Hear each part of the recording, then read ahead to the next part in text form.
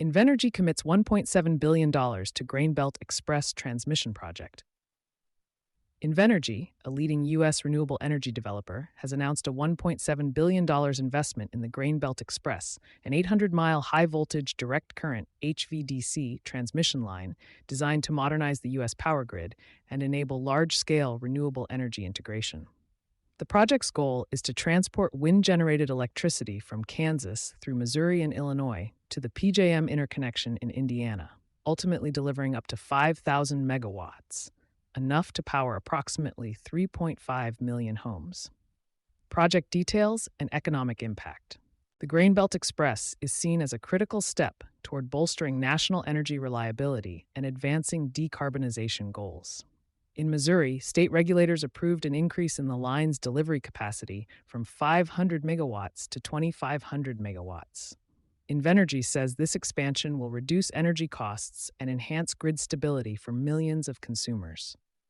According to company estimates, the project is expected to save Missouri and Illinois residents around $7.5 billion in energy costs over 15 years. Construction of Phase 1, connecting Kansas and Missouri, is slated for 2026, with full operation expected by 2029. Invenergy awarded the $1.7 billion contracts to U.S.-based Quanta Services and Kiewit Energy Group Inc., emphasizing its commitment to domestic job creation and supply chain resilience.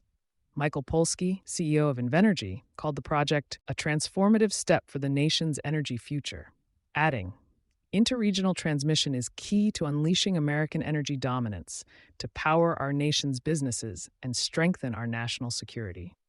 The U.S. Department of Energy, DOE, has also expressed confidence, offering a conditional $4.9 billion loan guarantee to support the project's first phase. Strong local opposition.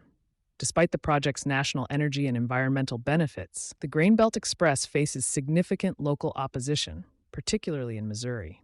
Landowners, agricultural organizations, and local officials have raised concerns about the potential use of eminent domain to seize private land for the line's path. Several landowners have publicly criticized Invenergy's approach, claiming inadequate negotiation and feeling coerced into agreements.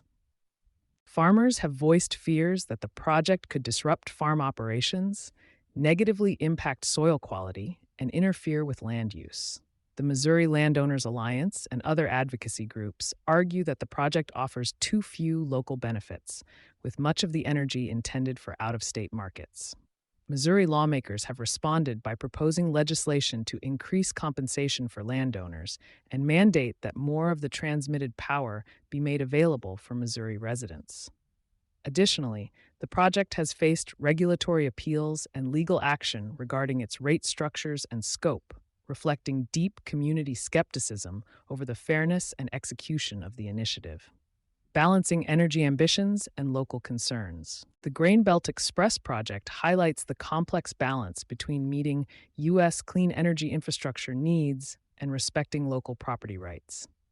While Invenergy promotes the project as a win for energy reliability, job creation, and climate goals, opposition rooted in land use, local economic fairness, and trust issues remains a major obstacle.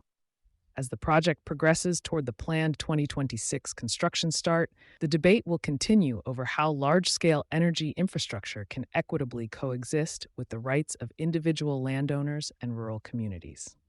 For more information, visit the Grain Express official site or view Invenergy's announcement here.